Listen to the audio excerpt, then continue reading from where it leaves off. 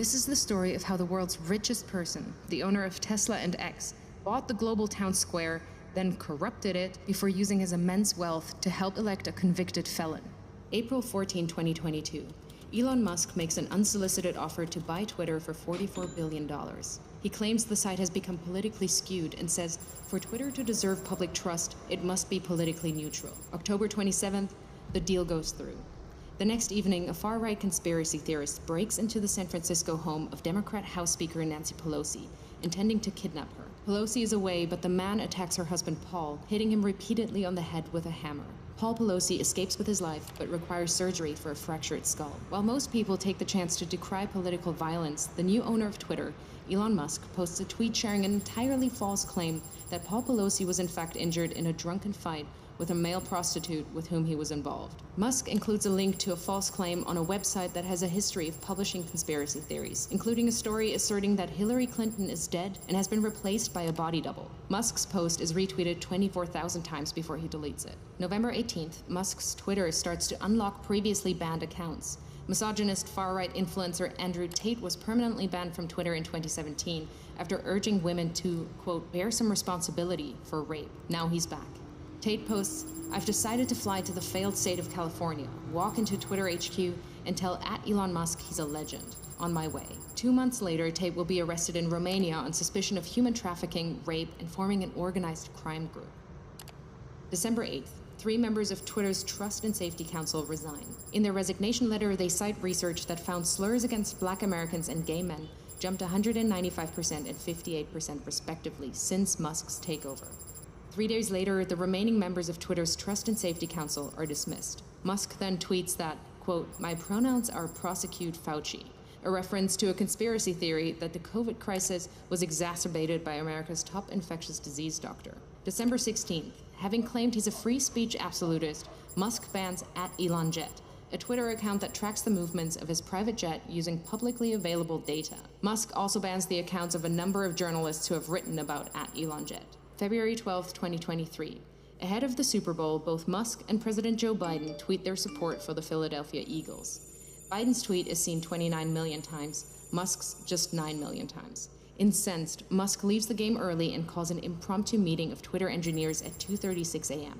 Their job? To change the Twitter algorithm to artificially inflate the reach of Musk's tweets by a factor of 1,000, making him the preeminent presence on the site. July 23rd, Musk announces Twitter is now called X. August 25th, Donald Trump, once banned, returns to the platform by posting a picture of his mugshot from Fulton County Jail with the words, election interference, never surrender. Musk reposts the shot.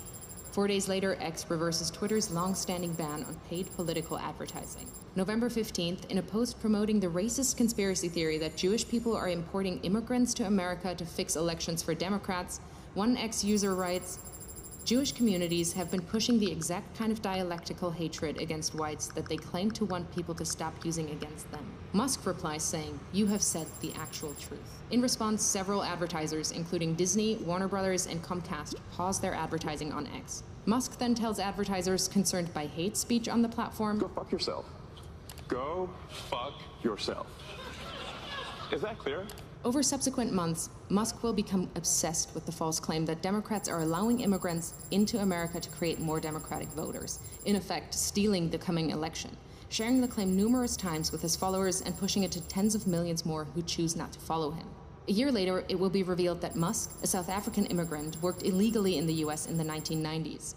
November 25th, on X, Musk boosts the Pizzagate conspiracy theory, a long-debunked claim alleging high-profile Democrats ran a pedophile abuse ring from a Washington pizza restaurant. March 25th, 2024. Musk loses a lawsuit against the Center for Countering Digital Hate. He'd sued them after they flagged a rise in hate speech after Musk bought Twitter. In his ruling, a US district judge calls Musk's case vapid and says this case is about punishing the defendants for their speech. May 2024, Musk creates a political action committee which he calls America PAC. Its objective is to mobilize 1 million Republican voters in swing states in an effort to hand the election to Trump. Musk commits to putting tens of millions of dollars of his own money into the Get Out the Vote push and clears his calendar every Friday morning for 30 to 60 minutes to meet with the team he's assembled to run the effort.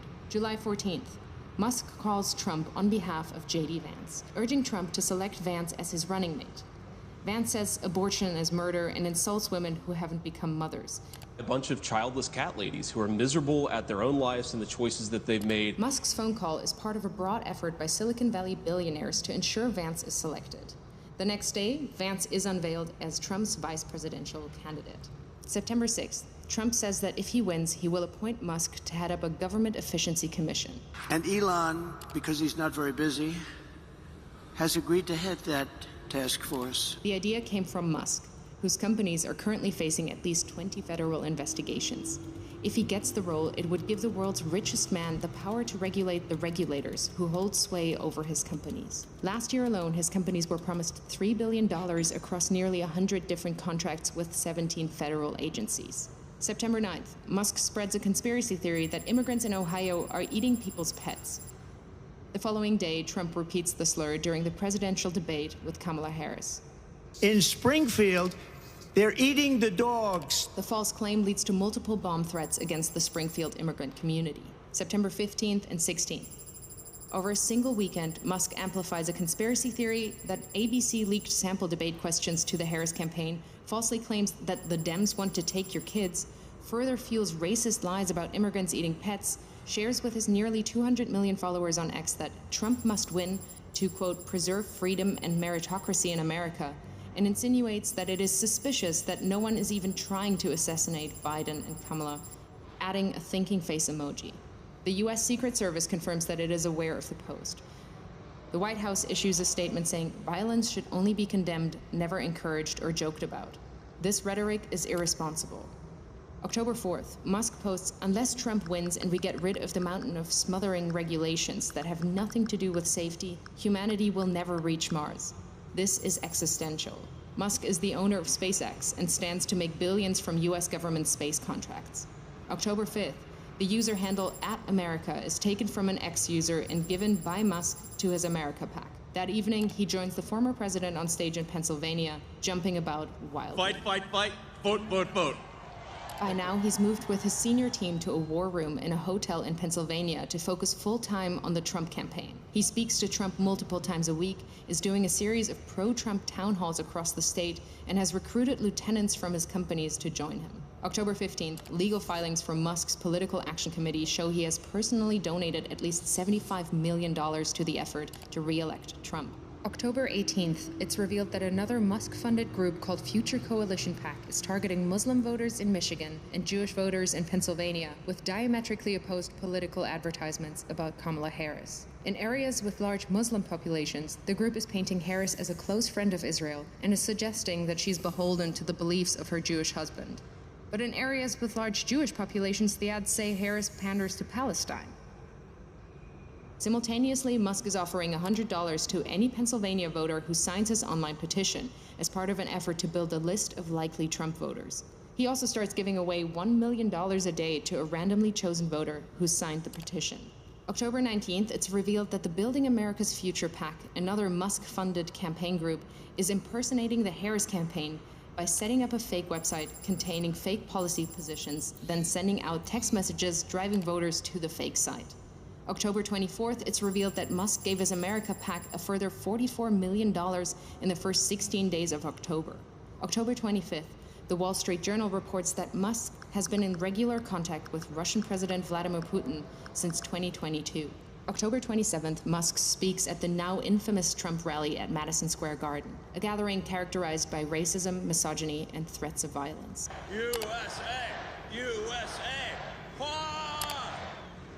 Musk has posted more than 3,000 times on X in the last month, including dozens of unfounded claims about the election which have been viewed hundreds of millions of times. Apart from Trump himself, Musk is now the single biggest spreader of election disinformation. November 5th, Trump wins the presidential election. Elon Musk, a far-right conspiracy theorist, has succeeded in using his immense wealth to help swing the election in favor of a convicted felon.